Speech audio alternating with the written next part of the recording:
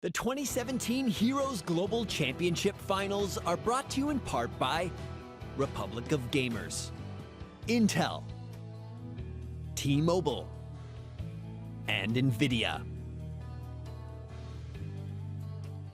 Welcome back, as we are almost ready here to get into game number 2, in fact, as Dignitas leads 1-0. Roll20 here, big task ahead of them now. It really depends on the battleground, I suppose, which we'll find out in a moment's time. Yeah, you know, Tempest made, I think a lot of people would argue, the mistake of not picking BOE, and I think that's the option here that that they could go with here, but I'm not sure if that's what they're going to do. Like, I feel like I just don't know. It's one of those things where like Dignitas' style feels so strong. I'm not sure if there is an answer yet. Like you can't figure it out after just one loss. I mean, some of the big names that we kind of go into these series as people like Mene and Prismaticism on one side and the other. These two, we saw Mene in the previous game looking very, very strong. But likewise, Prismaticism has to be one of the playmakers on the side of Roll20, Gillyweed. Yeah, Prismaticism's looking pretty good so far when you look at this team statistically. He has one of the highest KDAs in the world. I think he's at 7th place, tied for that too, and then he has a really high kill participation. All of the members, or a lot of the members of Roll20 have that anyway because of their group up together style of play that they execute.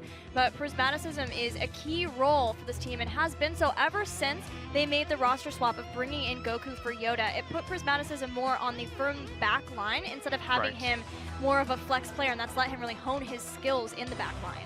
Of course, you've got to remember that between these two teams, they are actual, friends, these two teams, and they have that friendly rivalry going on. And we even heard in an interview that Mene, we can quote him, he said, Roll20 has big mouths and small arms. So he knows that, or at least he believes that they are Tyrannosaurus Rexes. T-Rexes, apparently. This is why they all tweeted out pictures of Pokemon with little arms and big mouths, apparently. But overall is that the banter is there. They definitely want to be defeating each other, not only to advance on, but also just kind of for that one-upsmanship of each other. Yeah, I think it's actually kind of a metaphor for what we're seeing in this series. It always feels like Dignitas is one step away, and it's just right out of Roll20's reach, right? And I mean, maybe they need to find a comp where they can, or find a comp that they can win early with or something, to try to snowball the game, to allow Dignitas to do this. I mean, they've had some time to think about it now. BOE would be my go-to. That way you're just team fighting most of the time. Well, let's find out. Let's find out what the battleground's going to be for Game 2. And it will be Cursed Hollow, chosen by Team Dignitas. So Roll20 is going to be going for first pick here, Gillyweed. I am very surprised to see that that was the choice. But Roll20 choosing first pick for a reason. They feel like this is the best strategy for them to be able to get a game win. And it was likely that should they choose first pick, Dignitas would go back to Cursed Hollow, being that they chose it versus Tempest. So now Roll20 needs to see what their draft route will be, because it's very possible that Dignitas would open again with an Abathur, all things depending. And Roll20 just now, they could have gone for something like Greymane Dehaka to counter Abathur, both of whom would have done fantastic. But they went for that double support choke to deny melee assassin value. And it just didn't have such a teamfight-centric character last game. So this is what Roll20 needs to ask themselves. What? I just wanted to point out really fast that Roll20 traditionally bans Cursed Hollow too. They wanted first pick, but usually they ban this map. This was a map they used to like picking, and then it did not go well for them, so they started banning it. So hoping that they have something up their sleeves here, knowing that they're going here. This hand is so strange. For me, the only logical pick now is Greymane first pick. Yes. I don't see any... I don't see it. Doesn't mean it's not there. Of course it's there, but I don't see any other reason yet to ban Cassia that early. Okay, I was going to say, what about something like a Brightwing or a Medivh? I wonder if it's one of those kind of throwaway bans for the potential of them saying, actually, we might like Abathur as well, because you saw Snitch's little grin as we went into that. But there still could be other things, of course, from maybe scrims that they may have had, etc. Well, I think they wanted to grab either the Brightwing, the Genji, or maybe a Medivh. They wanted to go towards that first pick, right?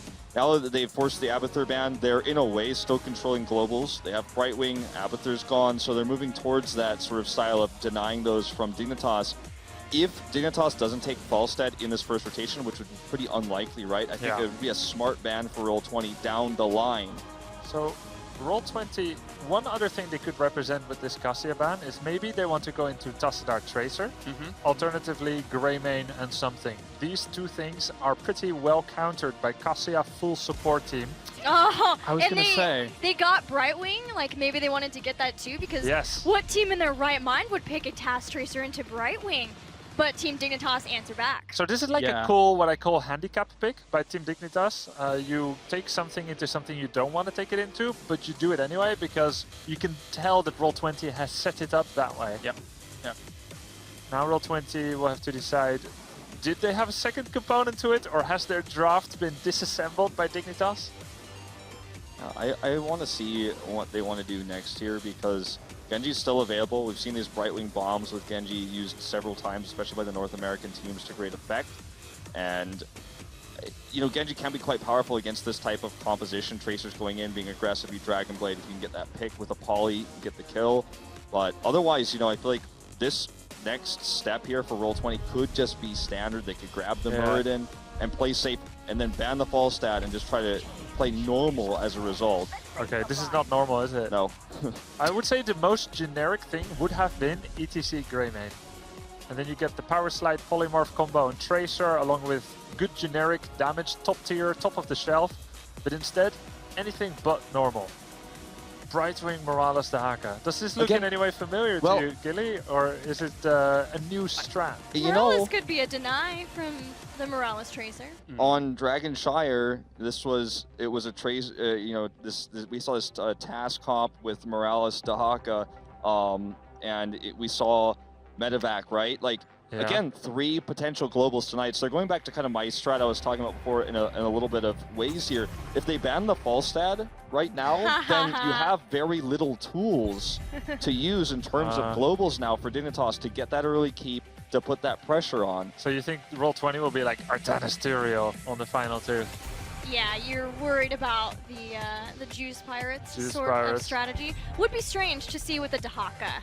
Dahaka is the one pick there that I was like, that's kind of strange. But I will say Roll20 currently holds the record in shortest game possible when they defeated Gale Force Esports on Warhead Junction with a very similar style of strategy, and I think that one had Zarya too. So that's a pickup, or that's a ban, that's a heads up from Dig. Yeah, that's pretty intelligent from Dignitas. The question is, will they be willing to run double DPS with the Tracer comp with the Falstad? If they don't, then they're just not really going to have any global options. Am I missing something here? I think this is really just going to have to be a straight up team fight oriented game from Dig. It's the first part of the puzzle Dignitas needs to place. How do we stop a potential Morales Medevac fly-in? What's actually good against that? Falstad is pretty good. Guts them away. You can take Tyrael to deny it from Roll20. Even Artanis is okay, but I don't think Dignitas will run it. Arthas. Is it back to Karazine? Nothing special in terms of Medevac, no respect to that as of yet. Do you guys really feel this is going to be a Roll20 trying to use Morales for Medevac reasons? I feel like it's going to be for hyper carry like type style. Either way. I think it can be. Like you need to at least do your due diligence in solving that. But absolutely, it doesn't have to be. Especially the Dahaka. The Dahaka is what makes me think it's more toward the hyper carry with Stim Drone over the Medevac dropship. But I also still think that was a deny from the Tracer Morales. I think that we just see a Greymane or a Vala here to round out the comp for Roll20, make the hyper carry work. You can use the Dahaka Brightwing to split push if you want to take Medevac and then threaten cores, but again, I just don't think it's as good of a style. Oh my gosh. Oh my gosh. Okay. What? Well, that was unexpected. You could just go Diva Hammer. Silence. Well, they did. Well, this has, I suppose, we need a tank. This has a lot of really strong split push potential as well. You can use Diva to dismount members. Like, she's really good at dismounting. Don't pass this off as normal, Wolf. I mean, stop trying to explain. This is the mech comp, let's think about what Diva can do though, right? You can use Diva to demount people when you're trying to split push, get those keeps. I know you're so full of it. This sounds very old school, but what stops the Stitches? Or I don't know, any whatever they go for as a frontliner here, it's a bit scary. Although you're not going to be actually sieging up unless you actually kill one member of Team Dignitas at least. Think about it though. Self-destruct, sitting on Sergeant Hammer, no one can touch or think about it. 3 free hits with a Stim Drone. You go for the really long explosion. Don't come near us for a while. Take it back. Ooh. Well, now Sergeant Hammer. Oh, okay. So Garrosh can throw away Diva Explosion, so that's Yeah. always quite nice. There was nothing else that could do that yet. I think the comp of Roll20 is going to be very difficult to execute because they have a lot of targets that are vulnerable to Garrosh, vulnerable to Pulse Bomb from Tracer. Diva doesn't eat that in this game, so... I just figured it out. Uh-oh. It's Stim Drone pilot build Diva. yeah? Yeah. Pew, pew, pew, pew. GG, well played, level So 16 you talent. get your mech faster. Nice. Aw. No, just for damage. And it's Also, yeah. totally safe. Trust me. Excuse me, production. Grubby's broken. If we could get another analysis, that'd be fantastic. I have to leave stage now, all right? Just give me 1 more minute. So overall, not what we expected. No, No. certainly not. I think it's a big risk, but they have something prepared here. And I don't want to judge it until I see it because clearly this is very That's well fair. prepared. Yes. I'm just looking forward to it as well, Wolf. Gilly, you're American resident here. I am thinking back to a time when Gale Force Esports defeated Tempo Storm 3-0 in Phase 1, and they did it with a Sergeant Hammer on Cursed Hollow. So maybe Roll20 can take a game off of Europe doing the same. Maybe. Let's see how the votes are going at the moment out there in the HGC universe. Seems 55%, 45% split almost down the middle there. Continue to vote over on Twitter with the hashtag HGC as well as @Hero Esports. Our commentators are ready to go into game number 2. So let's watch this unfold as Hammer and Diva try and defeat Dignitas. Diva and Hammer, you bet we're ready. I don't know if I'm ready, but I can tell you I'm not going to be more ready than I am currently. Yeah, exactly. It is going to be a doozy here with the North American team going with, this is so unlike Roll20 to make this major of adjustments that I don't even know what to expect whatsoever. Yeah, it was actually really interesting to also see the last pick on the side of Team Dignitas, since we knew from the draft that they want to be flexible. They knew something was a little bit fishy here. So at that point, they decided to go into Garrosh, which oftentimes in Europe is criticized when picked early, but as a reactionary pick like right now can make a lot of sense. We've been tossing around from a Stitches, from a Johanna to a Murder and Digni, nearly every single tank that is there, but they decided in favor of Garrosh for reasons that we can of course see now. Question still is, how does it work out against them? We're going to have to find out. But either way, we are not going to keep you waiting any longer. We're ready to get into game number 2, again, between Europe and North America. Team Dignitas versus Roll20 here on Curse.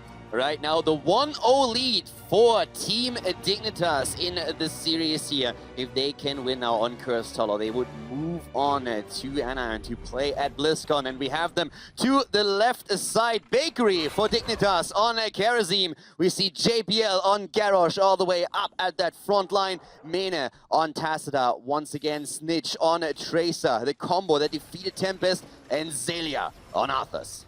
In the red is going to be North America's Roll20, where Glorong is on the Brightwing. Justing on a Diva, that is a unique sight there. Goku's going to be on that Dahaka. Prismaticism on the Sergeant Hammer. And last is Buds on that Lieutenant Morales. When we were talking about it's Hammer time, everybody expected Muradin to be picked, but this time we have the Sergeant in the house.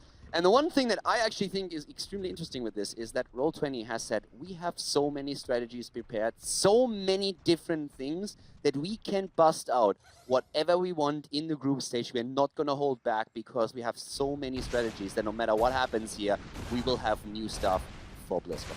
Protect the hammer. It seems like it's going to be the approach here. Justing up on front, the defense matrix on top of Prismaticism later on is going to be a very, very helpful tool to make sure the members of Team Dignitas do not just, blow it up. If you played Sergeant Hammer, you know that sieging up is a very, very risky thing to make happen. And biggest thing I'm looking for is how effective is that Garrosh going to be at actually impacting the Sergeant Hammer's positioning and making her second guess when she sieges up. There's a lot of aspects to it, and especially when we are talking about Diva, for example, you can always throw the explosion, but against Hammer, it's a question, can you really hit her here? At this point, it's just a race. We're seeing Team Dignitas not reacting to the Hammer positions, so not going into a play where they immediately use Garrosh on the Hammer lane and try to somehow defend. Instead, they're just starting to push up at the top lane. Now, of course, Roll20 has some serious punches here with Sergeant Hammer and are getting that fort quite quickly up at the top lane. Dignitas is doing whatever they can to meet that aggression. but eventually they will have to react what Roll20 is doing here. Ultimately here, and Team Roll20 is going to be able to pull ahead in the race, and expectedly so, considering it is a Sergeant Hammer composition. It's just accelerating the pace at which the map is going to be played. I wouldn't say that either side, unless they, got a fort and the other one didn't, is really pulling ahead. It's mirrored on both sides of the battlefield. You're very much trying to skip the early game. Yeah, that pretty much is it. Heroics are going to come online, like, normally we're like, oh, the third tribute, it can happen here or there. It's probably most likely we'll see them achieve those before that point in time. But that is really all that is going to be gained with this, as Glorong is going to be in a bad spot, not able to get the phase shift on out. There's no way he can play around this. Zalia just inevitably gets the kill.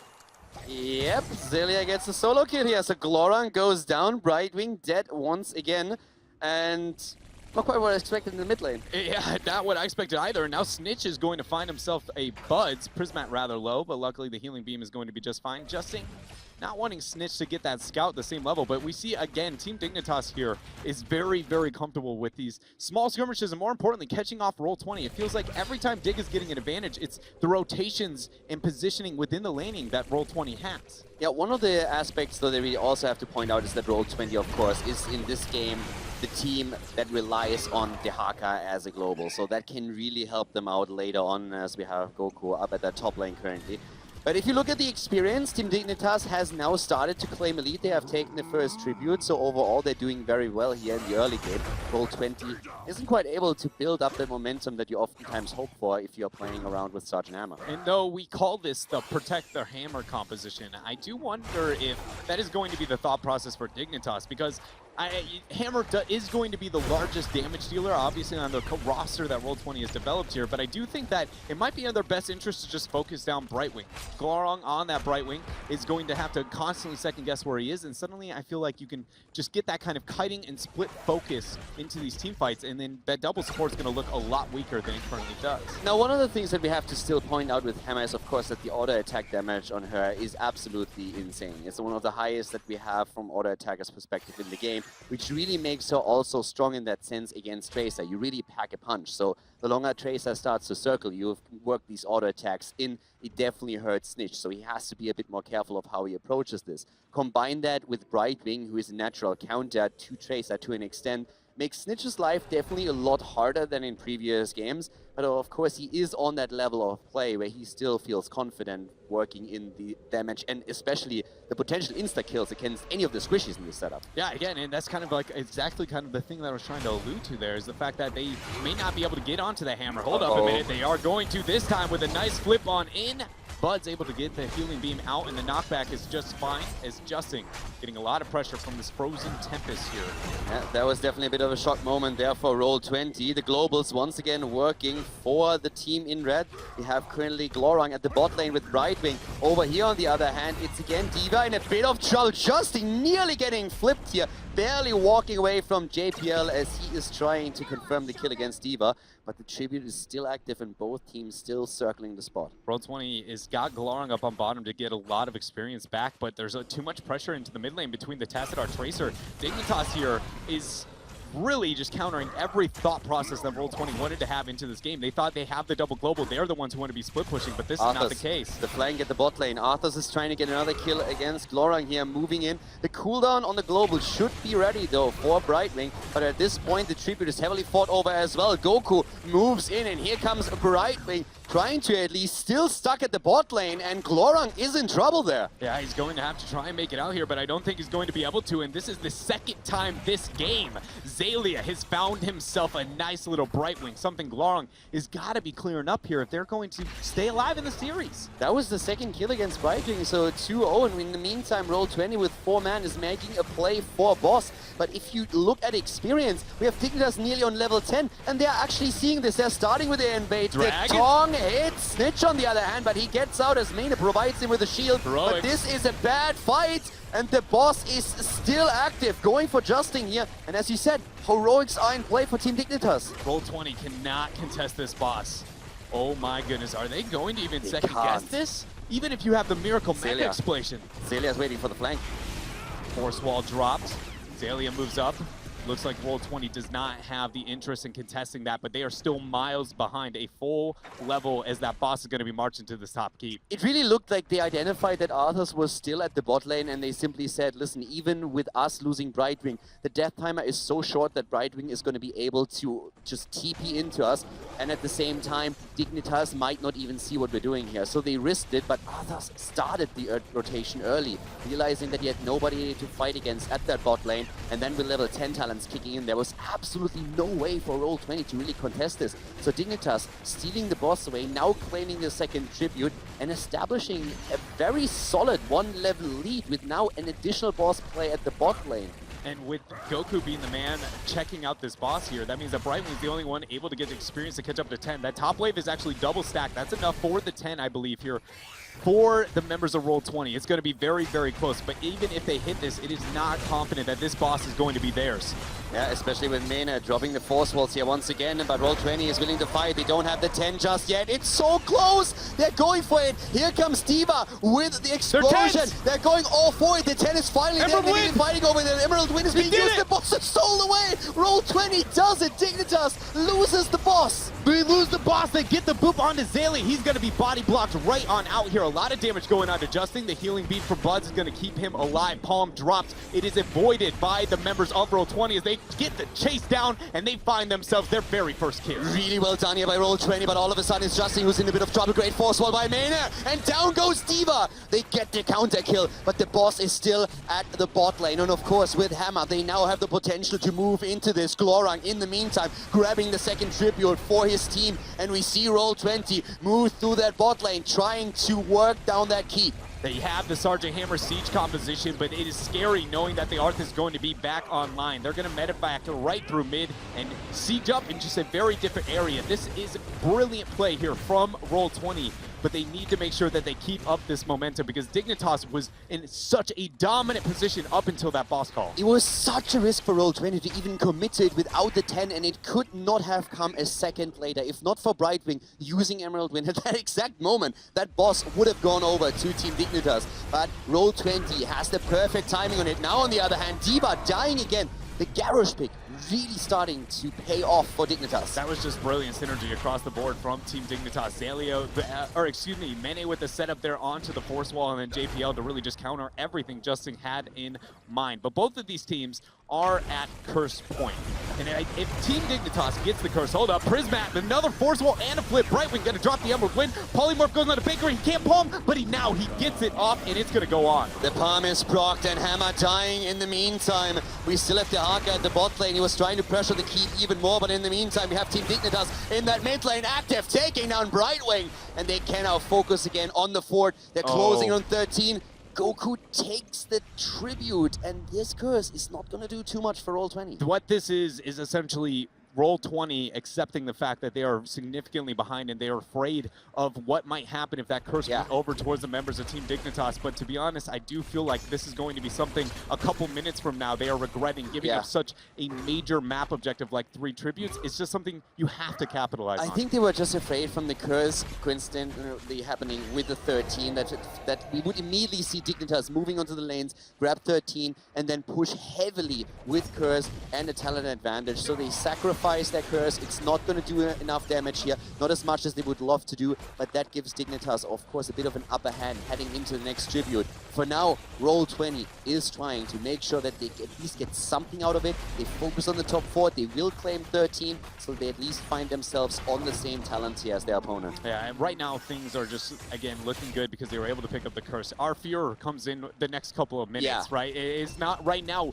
Roll20, it's like, okay, they're back in this. We're on even footing, but it's the tributes that they are struggling with and how these bosses are going to play out. Dignitas has shown that they're very comfortable sprint pressuring you and putting you in a lose-lose situation, which it looks like they're going to make happen right here up on top. Arthas once again trying to lock down Justin. They're trying to go for it. The explosion hits, and it hits hard. Down goes Tracer. That's a big win for Roll20. They're trying to go for Zelia. He answers with another Howling Blast. The palm comes out, maybe a little bit too early. Zelia still alive. The cooldown used by Bakery, but this is definitely a winning fight fight for Roll20 right now as they're still trying to chase down the Prince. Yeah, Xalia is just so very tanky. I did want to highlight Buds' grenade there. That was very clever to be able to get the dismount and the knockback, but nobody for Roll20 in position. But with that kill, they're going to back out, try and take this boss. Dignitas doesn't look like they're giving this up for free. Their situation though, Roll20's situation has improved immensely through that last fight. Before that, my biggest concern was really the tributes that we have for Dignitas now.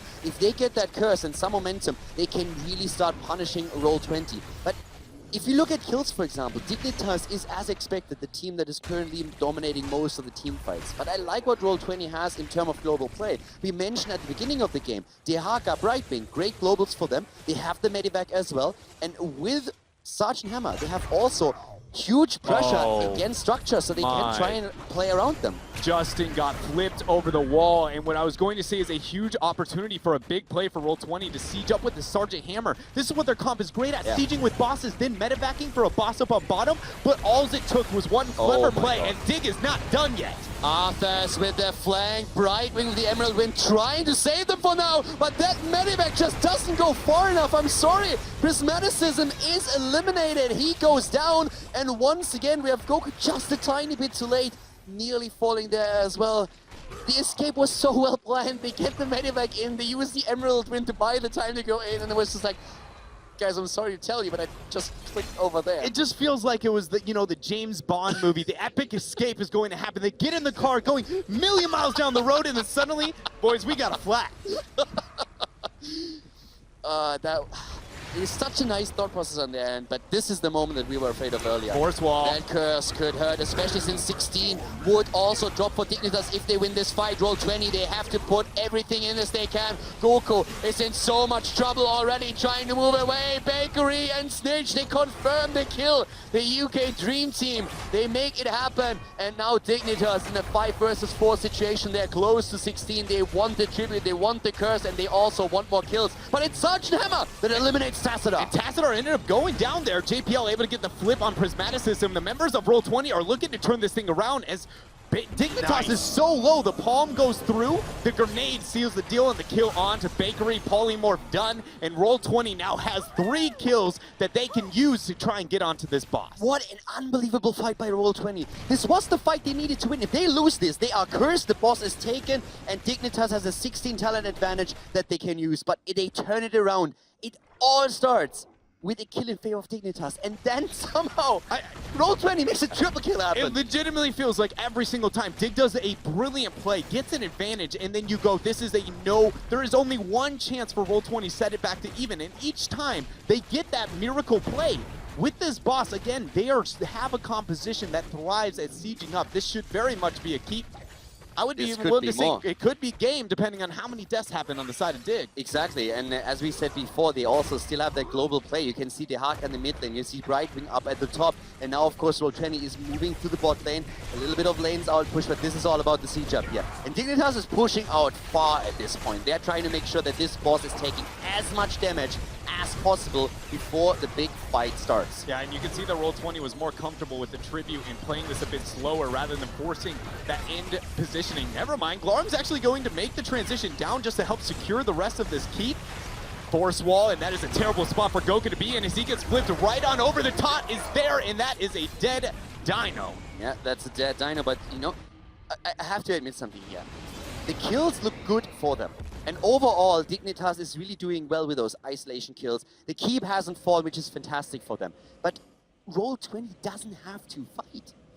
They can always try to just somehow play around them, push the bot lane with Brightwing, push it with Dehaka. And if at any point the keeps are gone, just a simple move with Sergeant Hammer flying in can start to threaten your core, especially if you have someone interrupting potential TPs back. So that's what I'm worried about here. I really think that Dignitas in a 5 versus 5 has shown great fight so far, despite Roll20 winning the last one quite handily.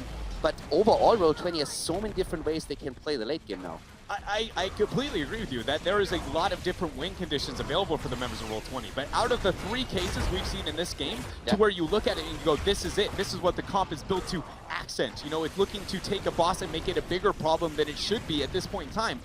Not once have we seen it be effective. We were considering a possible game situation, and they didn't even get the key. The key, not getting the keep at the bot lane is definitely something that should worry them, because as you said, we were even thinking, hey, if you get a pick here, you could maybe make that push towards the core. And now we are, but again, we are at least at 2 tributes for 2 tributes. So Roll20's position compared to when they took their first curse, and we were very concerned about the next few minutes, has significantly improved. But you are absolutely right. They have not really played to the strength of the composition to the degree that we expected and hoped for them. Yeah, their team fight is still there. It's just the macro side that seems to be kind of missing. It feels they could be farther ahead than where they are right now. Yeah, very much so. But this is going to be the breaking point for either side. Justin's going to go ahead and get dropped over. The taunt is there. And again, they're trying to go for the kill. But this time the force wall is not locking him down. Here comes Goku moving in, hitting the isolation. The pulse bomb takes down D.Va. Snitch is making it happen for his team, and now we're talking again about Curse. Dignitas will pick themselves up a Curse, the top boss just spawning. We'll see if they end up, yes, that is going to be the decision for them. They are going to transfer here, and I would expect them to. Is this going to be a double keep play minimum? The members of Roll20, any kind of staggered death, like we said before, very much could be game. But in all situations here, it is a grim future for the members of Roll20. The talents alone, the 16 for Tazadar with the double storm and the quest completion is something that they have to be worried about. They're having all that extra damage that especially Bakery picked up with his level 16 talent as well. So now they can soften up the targets in the backline way more. And this situation is something that you want to avoid. Dignitas pushing into Roll20 is something that the North American team does not going to enjoy. They want to be the ones that push into the opponent.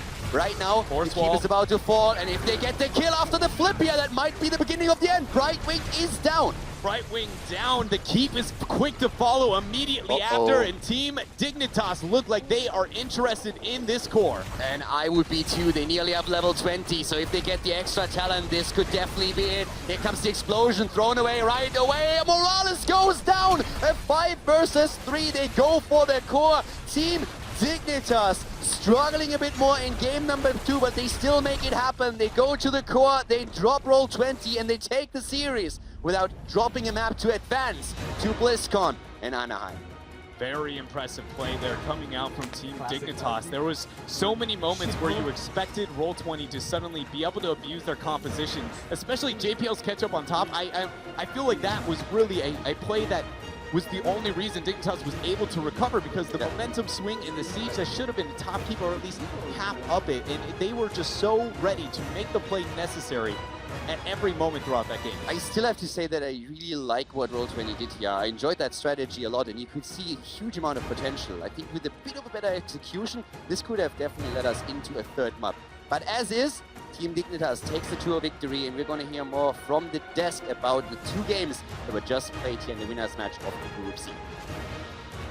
That's right, game number 2 in the hands of Team Dignitas, advancing on to BlizzCon as previously mentioned. So congratulations to them, of course, going up against Roll20, but it wasn't without its mishaps in some of those moments, especially in game number 2, where Roll20 could have almost got that keep and started things going. Yeah, I think that easily could have been Roll20's game, but I felt like every single person on Roll20's side made a costly mistake, and versus a team like Dignitas, and with a comp like they were running, there's no room for error. So Dignitas will be the #1 team or seed out of this group. I think we have to point fingers at Justin. His D.Va play it left a lot to be desired. There were a few moments with really good self-destructs, but overall I think he got caught too many times being aggressive. That's where we go back to that Garrosh last pick that punished him time and time again. He was often demeched with his teammates not even there. He rocket boosted in and just got caught so many times. And this comp, I feel like, may have been run by this team once or twice before, but it was not a well-practiced composition. It felt very similar to Team Freedom versus Fnatic, where D.Va kept getting hooked and gorged. And it's just this mentality that creeps into D.Va players, where you feel that you can get away from anything. Multiple health bars, boosters, and it's just proving to be wrong. We got a few really cool moments, actually, Kalaris, in this game that I just want to show again.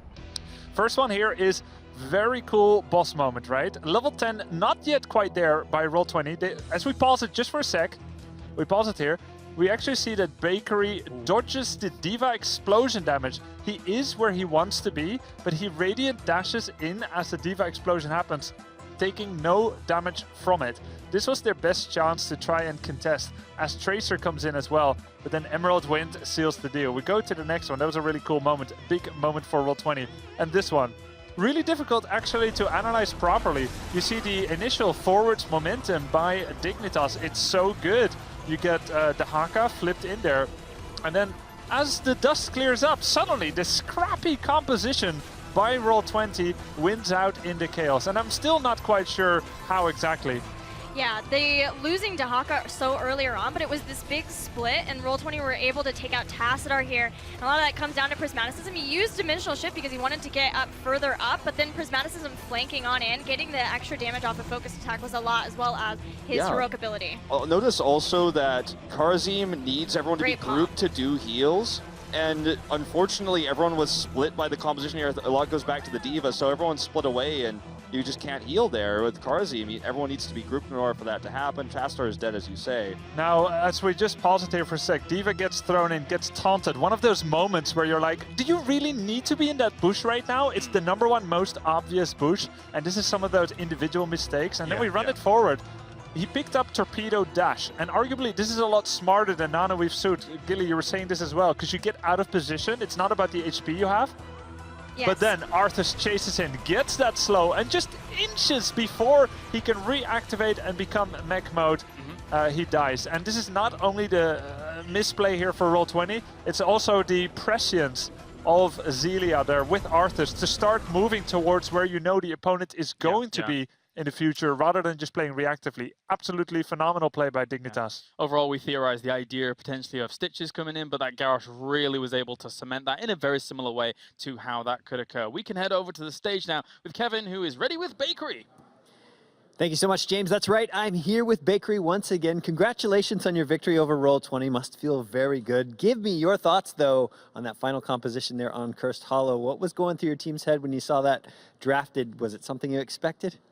I mean, if I had to say, I guess just question marks, a lot of question marks. Like, we had no idea what they wanted to do. We were like, we've never seen anything like this before. And I think we responded really well. The Garrosh was a super cool draft adaptation, I think, which completely shut down their 4-man push. Yeah, that absolutely wrecked the D.Va. It was a fantastic choice for sure. So you take the victory here in Group C. You advance #1, which is great. You guys must be feeling very, very confident. How do you intend to spend the rest of the next week preparing for BlizzCon? So I think it's very important that we get some rest. We prepared really hard for this week. So we boot camped in Korea. We were screwing full-time before that. Then we arrived here. We've been screwing full-time. So we're just going to take a bit of a break, today, maybe tomorrow. And then after that, we'll look to get back on the grind and get back up to speed. Fantastic. One last question for you. Now that you've had a chance to kind of get your feet wet here with the tournament, what is the confidence level of you and your team right now going into BlizzCon as well? We definitely had a few struggles when we went to Korea. Before we went, we were doing really, really well, and we were super confident that we had a great shot at this tournament. But when we arrived in Korea and found Korea was so strong and we had to adapt, we were weaker for a bit. But I think yesterday, actually, we had a really good day of scrims, and ever since then, we've been feeling really confident. So we're definitely aiming for semi-finals, definitely aiming for finals, and I think we have a shot to take it. Fantastic. I can't wait to watch all the games. Good luck on your preparation.